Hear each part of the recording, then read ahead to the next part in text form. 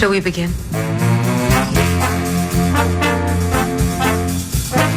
Holy Toledo! Football Feast.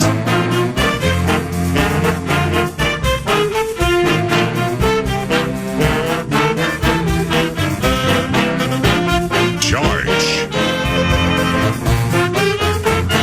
He's got big balls. I gotta turn this down, Bob. Wow, wasn't that fun?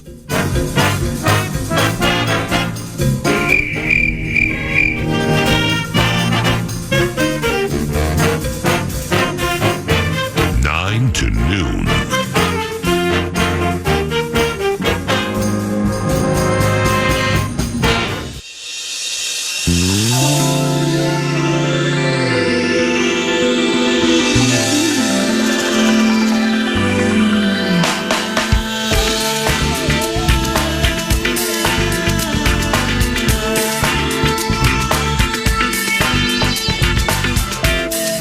Thinking of those days gone by now. So music in the air. Just listen. Life was good then it had meaning. What in the ham fat is going on with you guys? The Vikings. There I met you, my closest friends, whose eyes I've seen before. We had It is the Friday Football Feast. I am Paul Charchi and Eric Nordquist with me as well. PA back Monday, I presume. I don't know that. We've had an update. He's going to be returning on Tuesday. Tuesday. Okay, all right. So long weekend coming for PA. Absolutely, but he will be there tonight for the Rube Party. Oh, okay. At Forgotten Star Brewing. Yes. Well, we should mention that. Rube Party, Forgotten Star Brewing in Fridley. In Fridley. Best reasons to go to Fridley. The Rube Party tonight. Yes. Forgotten Star Brewing. Also, Zantigo. Oh, yeah. I've never been there, but everyone says love Zantigo. So good. For those of us that grew up of a certain time frame, the 80s, which now feels like a billion years ago. I was a kid. That was our Taco Bell. Taco Bell wasn't yet in this market, but there were Zantigos all over the place. Okay. There was one by Knollwood. There was one by Southdale. We had Zantigos all over, and they were great. But then Taco Bell, in maybe, I want to say late 80s, decided they wanted in on this market. So they bought out all the Zantigos and they flipped them to Taco Bells. And there's nothing wrong with Taco Bell. Taco Bell is fine for what it is. Sure. It's fine. Zantigo, for the same kind of fast food format, Zantigo's so much better. Taco, burrito, elite. The big thing for them, their shells. The tortilla shells. I'm looking at them now. Are thin and chewy. Really? As opposed to the thicker and I think blander Taco Bell version of the soft shell. It is, Zantigo's delicious. Okay. So for me, Have you ever had their Cholitos? have I had their Cholitos? Because grown up in Mankato in the 90s. Yeah. And I assume these are different franchises and entities. We had a Zan's restaurant, so pre-Taco Bell, Yeah. we had Taco John's, Yep. and then we had Zan's. Yes. And Zan's getting the cheese Cholitos The there. Cholito was It was a game revelation. changer. Absolutely. And they 100%. still had the little tinfoil ashtrays on the tables and the gumball machines and stuff. You could, for a quarter, you can get one of the NFL those little thumb helmets. Yes. Oh, it was Zan's is all time for me in Mankato. I wonder if it's still open. I want to know why they had to be Zan's and not Zantigo, because obviously they're affiliated with Zantigo if they've got the name Zan's. They have to be. Have to be. They had the Cholito, which was a term I only ever heard at Zantigo, but Taco Bell. Oh, and it's still When open. Taco Bell bought them out, for years you could still order a Cholito, even though it wasn't on the menu. Everybody knew what that was. The employees had all learned what it was, but nobody knows now. If you go to Taco Bell and you order a Cholito, nobody's got any idea. No, they have no clue. They think it's just a chili cheese burrito. The kids don't get it. The kids do not get it. Yeah, I can be to Madison Avenue in Mankato by the time it opens at 11. Yes. The other great Zantigo. Okay, perfect. The other great thing in Fridley is longtime sponsor Hilltop Camper. Our old Hilltop friend, for sure. Our old friend Marcel, our new friend John, working there. Yep, We love Hilltop Camper. And you went. Is that where you've probably been there before? I've been there. I've been there twice in the last 3 months. As you've entered the RV market, Yes. might you say? Yes, I'm a camper owner now. Gulliver / Charchian's Travels. Hilltop's great. I gotta believe. I don't know that much about all the other camper dealerships, but I feel like Hilltop's the BMW dealership. Well, we did an event in Duluth where we rented an RV and actually went up to Duluth. Oh, that'd be fun. So they're unbelievable. They are. I'm not in that stage of life yet for an RV, but I'm going to go to Hilltop when I see. do. I would contend that. Well, now with your new baby, you're not probably, but your girls are perfect age now. Perfect age for RVs, because all you have to do, you go park your RV somewhere, and then you just open the doors. Kids, go. Yeah. Go have fun. Just and there's go a run million around. kids around. You know, they're jumping in the lake, they're hitting the pool, they're going to the playground, and all the other kids, and just go. And then if you've got the kind of camper where it's all one unit and you're driving it, then the kids are in the back and they're having fun. They love the bunkhouse. You know, it's just, there's so much good kid stuff. But now with the baby, you're probably a couple of years out, I think, in all probability for that. If you are at the airport right now listening, thanks. Nothing else to do at the airport right now. Cheers to everybody at the airport. Yes. And we apologize for Crowdstrike, for faulty updates, for grounded flights, banking problems. It's a complete disaster right now, Charch. Microsoft and CrowdStrike. CrowdStrike is a cybersecurity company that works with Microsoft. Microsoft and CrowdStrike, which powers, I don't know, millions of different applications, companies, have had a massive global failure that has shut down banks, airlines, airports, rail systems, payment systems, among others. Delta, United, American, almost completely down, at least at one point. And I don't know. Feel free to let me know if these flights and these things have come back online. But as of an hour ago, everything's still down. The Bradshaw and Bryant KFAN text line, 64686. Yeah, as far I'd be as curious to find out if these things have come back online. Are flights being diverted again? Are we back? As far as I'm seeing, they're still down, Charch. And it was 5-6 hours ago when they said that once, something with the update, we're gonna dive back into this, we're gonna fix it. They haven't fixed it, and apparently it's even gotten worse. Unbelievable. Right now, early on, they've said this is not a cyber attack, but the failures, it's so complete and it's so long. I wonder if it is or is not a cyber attack. They've said it isn't, and I'd like to think they're not lying to us about this, but maybe they're just doing damage control. I don't know. I'd like to think it's not. As a remarkable coincidence, we had already booked Eric Bjorgard, the general manager of Metropolitan Ford, because the car industry that was a cyber attack. Was victim of a cyber attack that lasted around a month. Yeah. I want to say June. It got settled, but it had turned car dealerships. They were working on pencil and paper systems because the hackers had taken down all their automated systems, everything from like scheduling to sales to financing, reporting. I mean, just like we're back into Stone Ages for these dealerships. We're going to talk to Eric a little bit about that. And we're heading into Unabomber territory. I mean, this is the stuff in the manifesto that we all become reliant on these technologies that are ultimately going to prove to be very vulnerable. And what happens when they get shut down? Well, I've read they're blaming artificial intelligence on this. That's what I saw at least earlier. That really? AI somehow is involved, not in the cyber attack. That sounds more ominous, and we got cryptocurrency involved with that. I mean, that whole thing is juicy. Yeah. And we'll talk to Bjorgard at 10 about that. But separately with this, that they're blaming AI as part of this faulty update and creating problems with the entire thing. So maybe AI should not be running like these incredibly complicated mission critical software elements that we've got that control our banks, airlines, airports, rail systems, and payment systems. Maybe AI shouldn't be tinkering with that yet. Well, AI was cool when you could just ask it stuff and you would tell. Maybe it was kind of cute when you could just ask it, who was this in the 1700s, and it could just provide you with encyclopedic answers.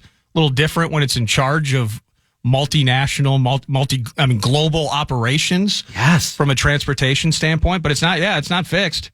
It's not fixed as an Charch. No. So we're looking at massive global failures for many people. But it doesn't affect the radio, though. We're still here. This the still computer works. still works. That's a good sign. Okay, now you would think good old terrestrial radio that's been around since, 1920?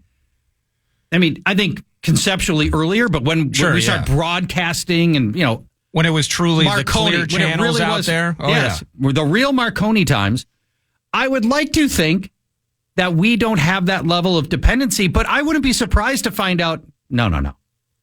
All of our words are being converted digitally to some signal that's running through servers and routers and then gets, goes through a dozen processing things and then comes out through some antenna and then goes out, then goes out to the greater Minnesota area across the Fan Radio network. We're already getting Skynet references on the text machine. Of course, we're getting Skynet. Apparently, Hennepin County's electronic database is down, which would be great if you're a criminal. In this very moment, you're trying to maybe evade a background check or maybe a court date or something. What if all the doors just open? The jail doors just open. And you're just, it plays out like a movie. Just the unsuspecting guard whistling while he works, walking down the hall, swinging his keys and his nightstick, and then just all the doors open. Right. Then here comes 1,000 inmates rushing the guard. What an awful start to the Friday morning. Wow. Starbucks has apparently been affected. I see this text, and these are text messages. My chai latte. What about that? What about my chai latte? Cash only. Is it really cash only? Well, if it was potentially cash only, the baristas are going to love it. Get those tips rolling. Yeah, the tip business has dried up a lot. I bet for the baristas, no doubt. And what about my? What about my my rewards dollars inside of Starbucks? My Starbucks rewards. How many people are going to walk in? They get their coffee. Okay, hold on. I got to dig in my coin purse to find the correct change. Can you run my rewards card? Am I going to get credit for this? What a disaster! Oh God, Zans in Mankato used to be a Zantigo, is what I'm getting. Okay, but then why call it Zans and not Zantigo? Well, somebody, and this is all, we're rolling on the text line. We're out here without Microsoft and without a parachute, and thanks to the text line as always. Apparently, that there was a bankruptcy issue, and they may have had to change their name. That's courtesy of one texter. So, but Zantigo, go to them all. Fridley, Mankato, the Cheese Cholitos, unbelievable. There was hypothetically, if we play this out, there was a Zantigo in Mankato, a full Zantigo in Mankato. For whatever reason, they had to file bankruptcy. Then they want to relaunch basically the same thing in the same place. So they have to rebrand it a different name. It's probably something what like happened. that. And they have to be Zans now and not Zantigo, but everybody secretly knew that it was same people, same owners, maybe. Well, hopefully they have a Zans in Amsterdam. I just got this. Wife is stuck in Amsterdam. Sounds like some people won't get out till Sunday or Monday. Whatever could they do with an extra day in Amsterdam? I don't know. It's a real problem with Amsterdam. Nothing to do there. Well, you can go to the Van Gogh and the Rembrandt museums, of course. Yes. The ones that haven't been looted, by the way. It's super solemn and heartbreaking, but you could visit the Anne Frank house. They have that. They have that in Amsterdam. Yep. Ride a bike. You probably need to. Nobody rides bikes more than in Amsterdam. It's insane. You got to watch out. They own the roads in Amsterdam. Don't they have a canal tour? Big fields of flowers. That's outside the tulips and the windmill. The tulips. Yeah, right. Yeah, you got to get outside of. You got to get outside of Amsterdam. Could I spend my day in Amsterdam plugging a dike? I don't know what the water situation is. They do have they have a ton of water. I think it's like hundreds of canals. Yeah, absolutely. Yes. I suppose. Yeah. I mean, that's if I'm gonna go to Amsterdam, dike maintenance. I want to do some dike maintenance while I'm there. Absolutely plug a dike while I'm in Amsterdam. I think that's a terrific idea. Maybe visit one of those coffee shops. Yeah, I don't even know if they have coffee. If you go to Amsterdam and go to a Starbucks, shame on you. Well, the thing is in Amsterdam, though, is they're called coffee shops. And I don't know, I read somewhere they were kind of trying to change this because they wanted to keep us tourists out. Is this air quotes coffee shops? Yeah, but you walk in and they may have coffee, but that is not the primary thing. That is not the primary product. When you ask for a pound of dark roast, oh, yeah. You're getting something that you wouldn't want to put in your Keurig. That's correct. But they will provide you with all the supplies as well to enjoy said dark roast. Got you. But you don't need a coffee grinder for that. Haven't been. It's cool. You know, here I've reached a middle age and I've never been to Amsterdam. All jokes aside, I really enjoyed Amsterdam and the red light district. We know about that and all of those things. There is, honestly, if you like water and canals and history, like Amsterdam's a beautiful city. It is super cool.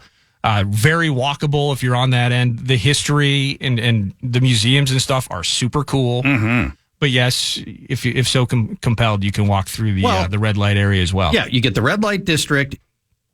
Amsterdam, historically, like going back 1,000 years, incredibly special city because it was the beacon of freedom. Economic freedom, social freedom for, hundreds of years before the rest of the world got on board. It was the place to go for free market practices. It was the place to go for ownership. I mean, this is where Amsterdam's role in the shaping of the world is, I think, vastly misunderstood by a lot of people. It's a beautiful airport. It's super clean. And people like this guy's gal are going to have to sit there if they don't go on those bike tours and other things, of course, over the next 36 hours. A total disaster, Charch. One last thing. You mentioned clean airports. I hate that for so many people, their first experience in America is LAX or LaGuardia. I mean, I will say this. LaGuardia apparently went through some massive renovation. They're working on it for like 20 years. Yeah. And I know it's better now. But forever, it was just the ugliest concrete bunker in the world. It was terrible. Way better now. And always absolutely packed. People sitting on the floor because there was no place to hang out in the terminal. Yeah, terrible. Apparently, they're better now. MSP is about as clean as it gets, at least in airports that I've been to. Indy is a sneaky gem. We have the best airport. We have the best airport in America. Fort Lauderdale might Indy's be really good. One of the worst in terms of the smaller that I've been to. Mm-hmm. They've been under construction for a decade, and it's awful. If I have to be stuck in an airport like many of our listeners are right now, I know there are people listening that are killing time in the Delta Lounge at MSP. One of the two Delta, up to three. One of the two, for sure, Delta Lounges at MSP because of this crazy outage right now. We're glad you're listening, and I hope your flight gets back on track. But at this point, well, I don't know. I shouldn't tell people to go home, but I think feels like right now we got to just go home. Got backlogs of thousands and thousands of flights. I imagine every one of these major airlines have all got systems in place. They know what to do in these situations, I'm sure, but there are no great answers for travelers. That's for sure. Do we have planes circling the airport, like running on fumes? Is it one of or at least are they able to land? It's a great point because they've grounded all the flights. I'm sure they got flights on the ground. Again, at this point. Mentally, I can't help myself but go to the worst case example. I'm sure that the planes are able to land. The planes are fine. The pilots know what they're doing. Yeah, and do you know what? They can. I'd like to think they can actually land the plane manually if they need to do it and fly it manually. Yeah. And I would like to know what percentage of a typical flight is done manually? The pilot, do manually. What percentage of the flight is the hand on the steering wheel? Is it even called a steering wheel? It's probably not. No. What do they call it? I'm not sure. The stick. I don't think they use a stick. Like the old fighter planes. But I think I don't think it's not. But I think they might still call it the stick. I think they might. I don't know. Maybe a pilot. I'm not a pilot. Tell us that. But I would bet not a lot. We got a lot of stuff coming up over the course of the show, Nordo. Yes, we do. I already mentioned while we're talking about these epic IT failures, we're going to talk to Eric Bjorgaard, the general manager of Metropolitan Ford, about the massive car dealership outage that affect 15,000 dealerships earlier this summer. It's a fascinating story. It's crazy how huge it is and nobody knows about it. Nobody knows about it. And, as I mentioned earlier, ground the car industry back to the Stone Age. Yeah. We had Fred Flintstone jumping in his stone cars by foot, powering his cars. We went back to that. We're going to talk about some of the things we want to see out of Vikings training. You think it's tough to sell that? Yes. Hey, that'd be a tough sell, wouldn't it? Brand new car. A brand new car that you got to go barefoot and just power it yourself. Let me get a look at those. Can you take your shoes off, please? See if this is the right thing for you. We've got Vikings over unders for the season. We've got a bunch of NFL stuff. ESPN asked NFL executives, coaches, and scouts to choose the league's top 10 wide receivers. We'll see if Nordo can figure out what those look like. We've got some other some fantasy topics. We've got Packers stuff with Dave Sinykin. When's Dave coming in? Where's he even in? He's probably on phone. He's going to be on the phone around 9:40, Charch. 9:40. So that's now become imminent. We'll talk some Packers stuff with them and find out if I don't think he views the Vikings as even a threat, but we'll talk about that a little bit and get his thoughts on a team that played very well in the second half of last year and if they're automatically going to pick up where they left off at the end of the season as one of the better teams in the NFL. Well, it's a massive decision for them too. And something, you had it in your notes, I think a couple of weeks ago, which is really interesting is what do you do with Dak? What do you do with Tua? What do you do with Jordan Love from a contractual standpoint? Right. And it is, those are three looming massive contracts potentially where the Packers could be compelled with very few reps and very few examples on a resume to potentially put a $250 million number on a kid in Jordan Love. And so right. And we're 8 games removed from Jordan Love looking like he didn't belong in the NFL. That's right. And then he went on the crazy tear in the second half of the season, which he looked like arguably the best quarterback in the NFL. So there's a ton of risk there. There is. We'll talk to Dave Sinykin about that. It's the Friday Football Feast. Paul Charchian in for PA. Eric Nordquist by my side. Back in moments. Let me give them a cash contest bit first, because the fan and the bigdeck.com, if you're stuck in an airport, you can't go to the bank, whatever it is, at least you might win $1,000 simply for listening to the fan. Go to KFAN.com and enter the keyword green. You might win $1,000 with the keyword green at KFAN.com. 9 to noon, back in a few minutes.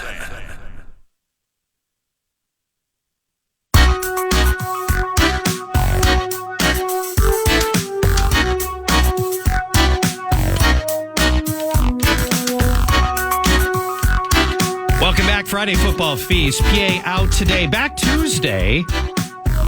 Nordo did a great job filling in all week. He is with me now as well. Lots of Viking stuff. So we got training camp. Let me get the schedule straight if I got this. Yeah. Rookies report Sunday? They report Sunday, yes. Sunday. And the veterans a couple of days later. So training camp opens to the public the weekend after this weekend. Is that right? Yeah, it's, back together again. The Vikings themselves framed it up as just like a party weekend next weekend, effectively. Sure. So I think the first padded practice will be public, and it is a week from tomorrow. Okay. Saturday, so that makes it the 27th? And that's in the early afternoon. So there's kind of a week of they're back. Let's reacclimate. Let's get guys' lockers figured out. Make sure you know where everything is. And hopefully the outage is fixed and everything like that. And then first practice a week from Saturday. There are only 5 rookies that are not under contract right now across the entire NFL. Yep. So you've got something in the ballpark of like 280 players that get drafted. Well, there's only 3 now. Oh, we're down to 3 because Caleb Williams and Roma Dunze, I believe, have signed their contracts. All right, so let's say there's 3 left. We got 2 of them. We got 2 of the 3. We got J.J. McCarthy and Dallas Turner are not signed, and I got to wonder if that's not a coincidence that our team has got 2 of the remaining 3. For whatever reason. Well, that's where I wanted to start kind of a Vikes Bites vibe with you this morning. Vikes Bites, by the way, is brought to you by Thousand Hills Lifetime Grazed Grass-Fed Beef. And you can go to thousandhillslifetimegrazed.com. learn about regenerative agriculture. You can buy the meat. You can go to Coburn's and co-ops as well. Love you, Thousand Hills. And it's something that I brought up a couple of times this week. Talked with Alec Lewis about it earlier this week. And there's two elements to it. So either is it a guaranteed money issue where, let's take J.J. McCarthy, for instance. So putting arbitrary percentages on things, Charch, is it fair to say 70%, 80% that Sam Darnold's going to start the season as your quarterback? 90. You think 90? Okay, yeah. Perfect. As a starter. Now, so it's not all year per se. We can't go that far yet.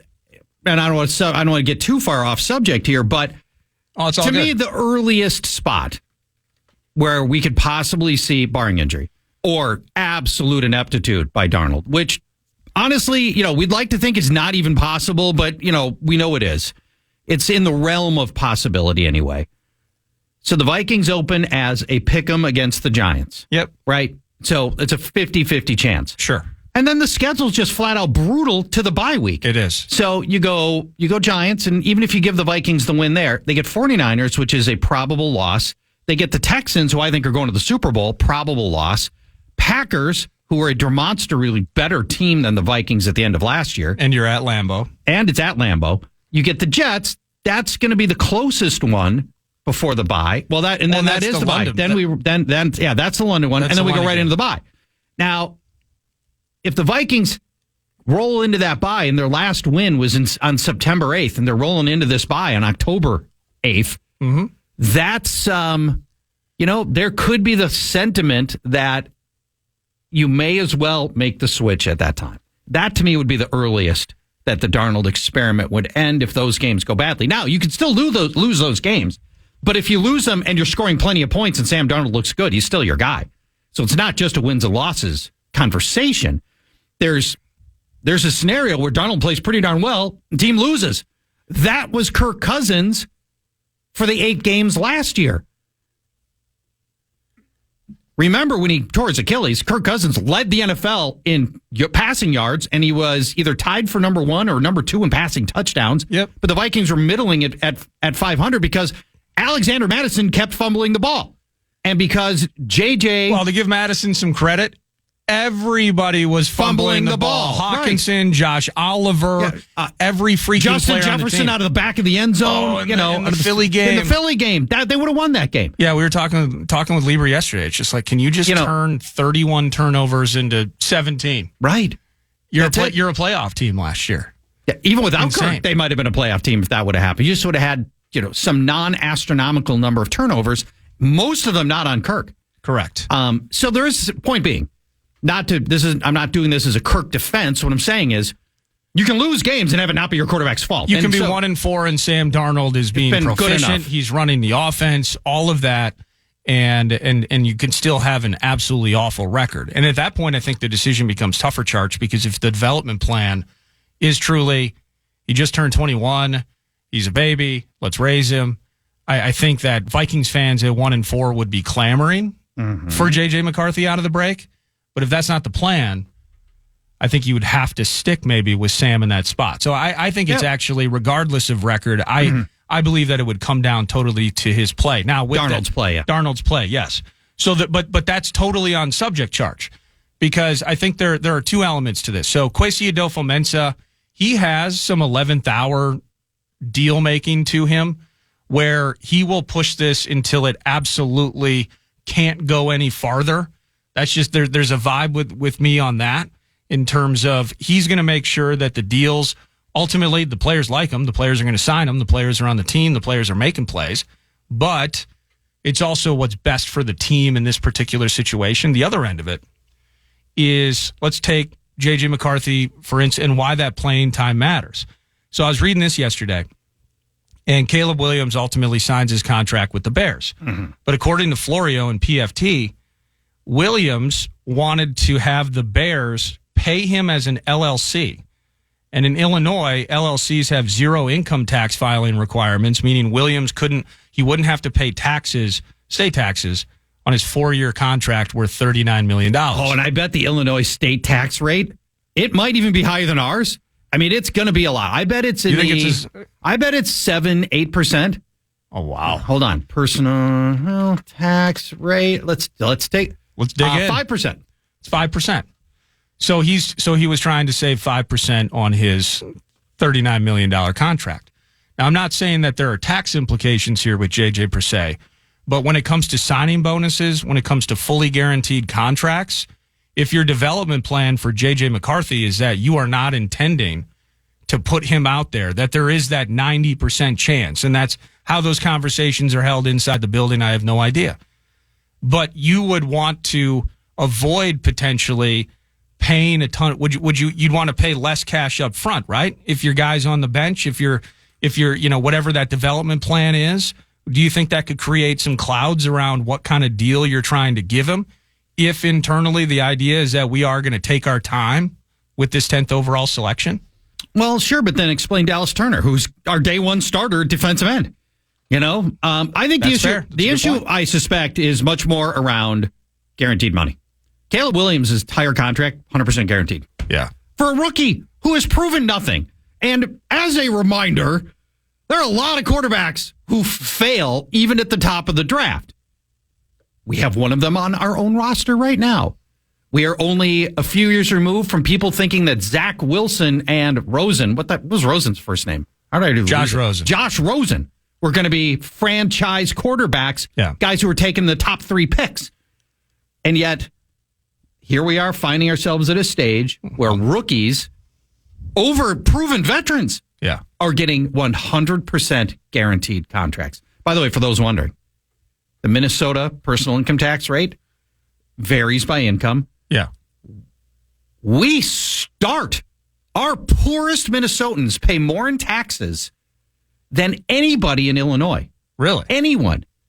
I mentioned 6%.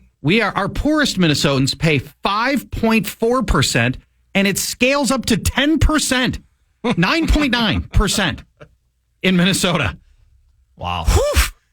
Well, there was a story that came out yesterday. Not yesterday, excuse me. I saw it on X over the last week, we'll say, and somebody was breaking it down. I think it was your guy, Pat Garofalo, was breaking it down that income leaving the state of Minnesota over the last handful of years has risen, from let's say a couple $100 million to like billions of dollars in income that are leaving the state. Maybe it's a tax thing. Unreal, right? That's crazy. But in the end, probably not a tax thing with JJ. Guaranteed dollars. I'm in on that.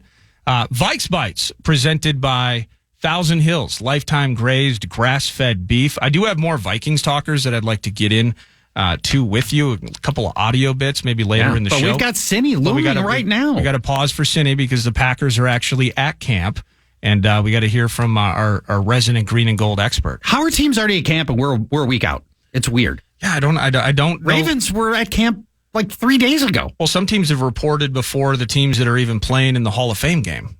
So I don't know how those numbers work. Some teams have talked about, well, there was a thing months ago, Charch, where they were thinking about either eliminating OTAs or structuring the schedule so that they had more work together before camp begins, kind of changing when that layoff period was. And but teams, some are in the mix. The Packers are one of them. When we come back, David Sinykin, as I like to say, when you're talking Packers, you're talking Vikings. I mean, this is our rival. We care about what's happening with the Packers because we want them to lose. And we'll get Dave's thought on his roster when we come back.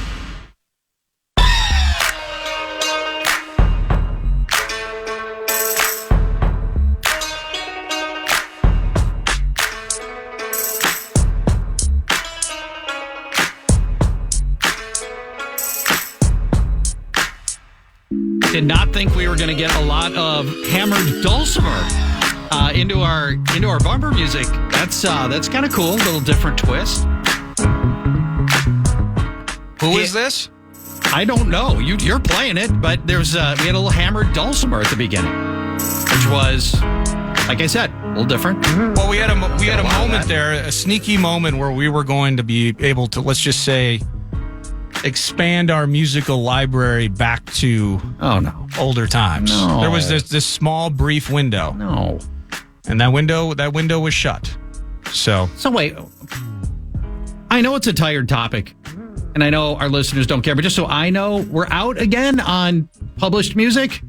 Yeah, and I can explain. Let me get Sinykin on the line. All right. We'll track down Dave Sinykin, find out a little bit about his thoughts on the NFC North, where his roster stands, and if were we giving Jordan Love gigantic money, and with what level of confidence? It's because really the Packers, much like the Cowboys with Dak Prescott and the Dolphins with Tua Tagovailoa, have now got to decide if they want to do a Kirk Cousins level contract. You know, we've talked about it many, many times and for years. If you are a good NFL quarterback, but not a great one, you're still going to get paid like a great one when your contract comes up. Most of the time. That's the market. That was people's big gripe in this market, was largely around not so much Kirk Cousins, but his contracts. They hated the contract maybe even more than they hated Kirk Cousins. Right. And so that's, I think, a little bit of what the Packers are going to have to try to figure out is, are you really going to make Jordan Love, on a pretty small sample size of good play, one of the highest paid quarterbacks in the NFL, which is likely what he'd become? Hi, Dave.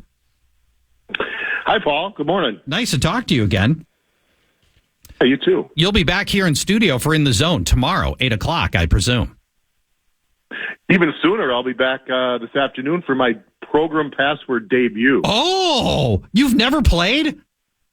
I've never been invited. I guess they've finally reached the point where they've just got to scrape the bottom of the barrel. So here I am. Now, there's an amount of money at which I would be willing to tutor you. Ooh. And, you know, I don't want to just come out and say it, but I am the 2-time defending program password invitational tournament winner. Oh, I'm aware. And no money is too much. I'm happy to open up the wallet if we've got some time. As a kid, I watched Password all the time. But, the pressure of the live radio bit and, partnering with Common puts me behind the eight ball. That does make it tough. That makes it tough. Now, why would they give the new guy Common and not let you work with, like, say, Barb? Barb's very good at this game. I know. I'm playing against Barb and Ben Gessling today, so I got my work cut out for me. Well, Ben's a total wild card for me. I have no idea if he's ever played before. So maybe that's it. Maybe you're new and he's new.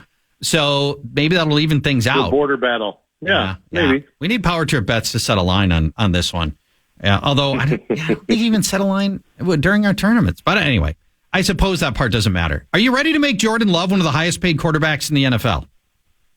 Yeah, I think he will be the highest paid, and it could happen on Monday because that soon. Brian Gutekunst went on Milwaukee radio a few weeks ago and said the hope is to have him signed by the time training camp starts, and their first practice is Monday, and then all of us owners are invited to the big shareholders meeting after practice about 3 o'clock at Lambeau on Monday, and I know the team would love nothing more than to make that announcement in front of all the owners and all the fans and kind of kickstart the season in a big way. Are you on board with that, though? All right, so you think that's what the Packers are going to do? Do you feel like you saw enough from Jordan Love, who played very well in the second half of the season and frankly very poorly in the first half of the season? Are you comfortable with tying down what is going to be a lot of guaranteed money for Jordan Love? This will probably stun you, but yes, I'm 100% on board. I'll give you my reasons. I'll take slight issue with played very poorly in the first half. I saw incremental development. Go back to like week 2 or 3. The Packers got in a big hole against the Saints, and he led them back on a really nice second half comeback to beat the Saints that day. He went into Pittsburgh in a tough spot, and they lost the game. But after falling behind and missing some kicks, on the road against that defense, he took the team down in a 2-minute drill and got all the way to the red zone before things petered out. So we saw development. But Charch, remember, the way this team built the guys around Love, he's throwing to a bunch of rookies and second-year guys. He didn't have any established receivers. He didn't have any established tackles heading into last season that the Packers were comfortable with. So that offense was learning on the fly with him. And I mean, come on. What we saw in the second half of the season, he beat Patrick Mahomes. He went into Detroit on Thanksgiving and whipped the Lions. He went down to Dallas in a playoff game as a double-digit underdog and embarrassed the Cowboys with almost a perfect QBR, one of the best playoff performances any quarterback's ever had. And then he had his team ahead of the 49ers with a minute and change to go with a chance to go to the title game. I mean, I don't know what more you need to see. Obviously, in a perfect world, you've seen this guy grow for 2 or 3 years, and you see it. But he's passed the eye test, and you don't have the luxury that when you let a guy sit for 3 years, he doesn't play till his 4th year, to say, I want to see more. They have to believe in what he has shown, the abilities he has with the off-platform throws to get out of the pocket, to move. I mean, he has all the elements you want. The only thing he doesn't have is a long resume. But that's the way the Packers drew it up. And, yeah, I really do think he's going to surpass Joe Burrow. It's going to look crazy. People are going to think they're nuts. Yep. But they thought they were nuts when they drafted him. They thought they were nuts when they got rid of Rodgers to put him in. I mean, people have thought the Packers are nuts a lot over the years, and they tend to eat crow a few years later. Let's talk about those wide receivers. You've got 4 young Packer receivers who are all candidates to make a major jump in either their year 2 or their year 3. You got Christian Watson, Romeo Doubs, Jaden Reed, Dontavian Wicks, who came on in the second half of last season. Who do you think establishes himself as the go-to receiver that this team still needs? They've spread the ball around a lot. I want to see one guy develop into the go-to guy. Is there somebody, is one of those 4 going to turn into that guy this season? Yeah, I understand the fantasy community wants to see that. I don't know that the Packers need to see that.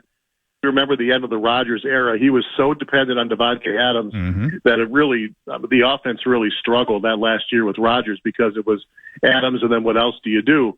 I think from a talent perspective, Christian Watson still has a chance because of his speed element. He's the one guy in this team that can beat anybody down the field. And when he's not on the field, the Packers don't have a guy that replicates that ability.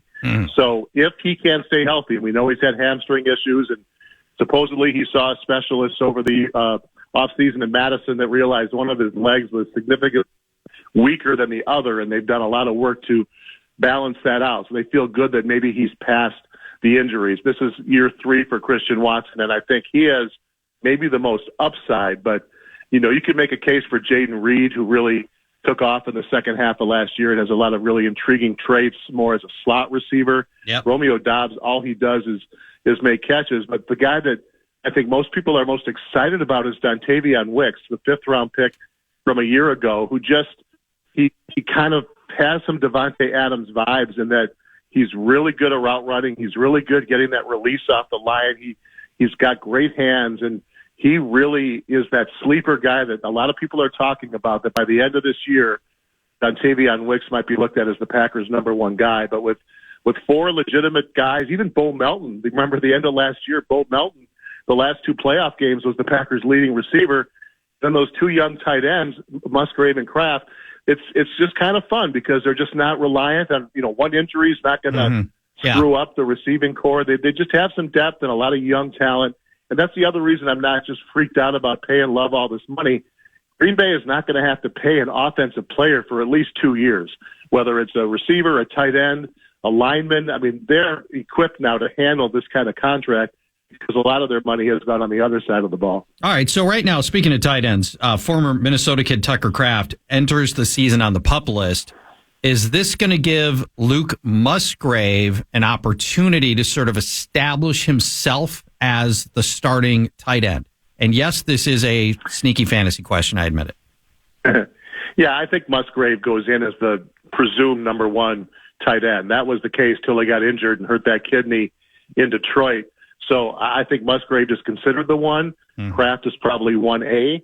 I think you'll see them both on the field a lot, but if you're asking me who has more fantasy upside, I say it's Musgrave, but he's a guy that's been injury prone in college and again last year. So he's got to work through that as well.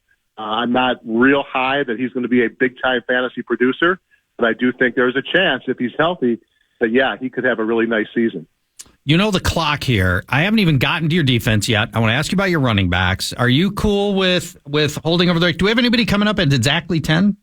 Well, we had Eric Bjorgard. I can see if he can move. Let's see if we can do that. Okay. All right, that would be great. Dave, is it all right? Can we come back for another segment, assuming Eric can slide back a segment? That would be great. Thanks. I want to ask you about your running backs. I want to ask you about Jair Alexander. I want to ask you about your defense in general, and whether or not you think your team's better than the Lions. There's a lot of good meat on the bone. Yeah, we could talk about whether we have a kicker. That's a big question for me as well. Oh yeah, well, I guess it's not the worst problem to have in the preseason, for sure. No, but when you have 3 kickers, you basically have no kickers. Yeah, well, there's some truth to that. Dave Sinykin will throw you on hold. Hopefully we can work this out. Appreciate the time either way. So either Dave or Eric will come back at the top of this texted him. hour. Okay. And as a reminder, the reason we're talking to Eric Bjorgaard, the general manager for Metropolitan Ford, fascinating story that I think almost no listener is even aware of. Almost the entire auto industry got knocked back to the Stone Age when their software got attacked by hackers. And they were unable to do like anything automated.